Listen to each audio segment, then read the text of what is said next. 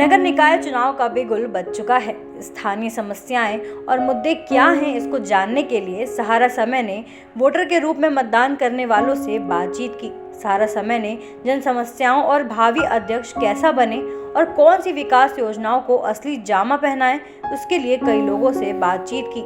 प्रयागराज में आगामी निकाय चुनाव को लेकर जन समस्याओं पर आम जनता से खास बातचीत की गई, जहां पर आम जनता से विकास के मुद्दे पर चर्चा की, जिसमें सभी आम नागरिकों का कहना है कि इस नगर में विकास के नाम पर पिछले महापौर ने बहुत काम किया। अब देखना ये है कि 4 मई को एक अच्छे महापौर और 100 वार्ड सदस्य के चुनाव कर प्रयागराज में अच्छे नगर निगम की प्रत्याशी को भारी मतों से जिताया जाए। आइए सुनते हैं लोगों का क्या कहना है। 4 मई को प्रयागराज में नगर निकाय के चुनाव है और जिसमें महापौर के लिए और 100 वार्ड के सभासद के लिए। अब इसमें 4 मई को किन की भाग की फैसला होती है, आइए यहाँ पे तमाम समूह के हमारे लोग हैं, उनसे जानना चाहते हैं कि उनकी क्या प्रतिक्रिया है। जैसा कि हम लोग देख रहे हैं कि हमारे पिछले महापौर श्रीमती अभिलाषा गुप्ता जी ने किया काम, उनका 2 टर्म था, उन्होंने काफ़ी अच्छा काम किया। उसका स्वयं मैं उदाहरण हूँ कि हमारे यहाँ कुछ दूरी पे बहुत ज़्यादा कूड़े का ढेर था, उन्होंने अपनी मेहनत से यहाँ पर साफ़ करा दिया और अब हमारा मोहल्ला काफ़ी साफ़, स्वच्छ और सुथरा हो गया। तो इसलिए हम अपने पुराने महापौर से काफ़ी खुश हैं।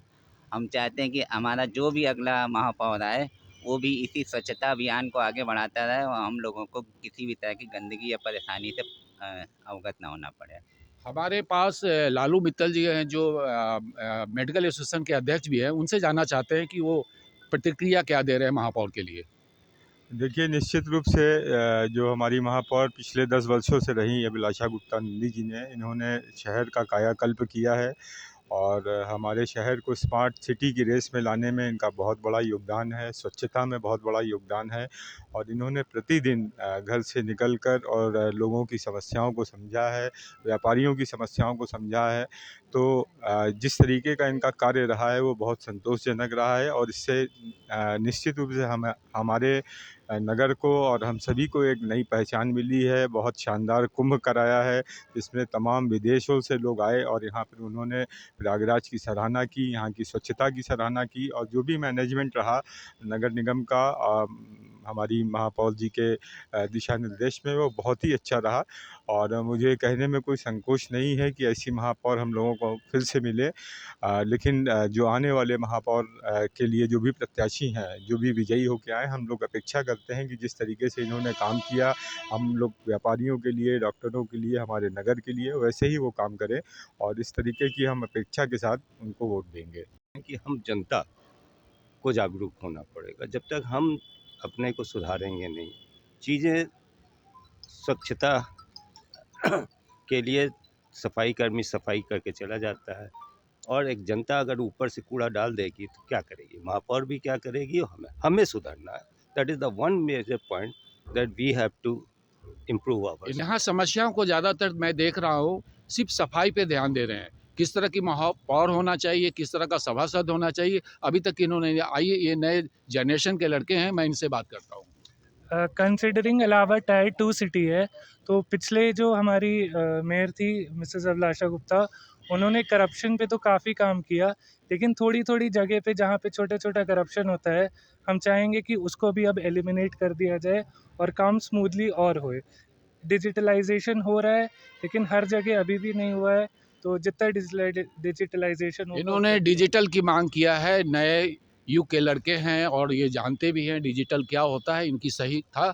जैसा कि आपने सुना, लोगों का कहना है कि केंद्र में बीजेपी सरकार, राज्य में बीजेपी और नगर निगम में भी बीजेपी होने से प्रयागराज में आने वाले समस्या का निष्पादन सही से होगा। मतलब आने वाले मतदान के दिन 4 मई को उसी उम्मीदवार को अध्यक्ष व सभासद के पद के लिए मतदान कर चुनेंगे, जो विकास की बात कर आम जनता के हित में काम करेगा। आइए सुनते हैं महिलाओं ने किस मुद्दे पर बात की। आइए, मैं यहाँ पे महिलाएं हैं, उनसे मैं पूछना चाहता हूँ इस बार की किस तरह का महापौर। और यहाँ पे भाजपा भी है, सपा भी है, आप पार्टी भी है, कांग्रेस भी है, तो आप किसको चुनना चाहती हैं?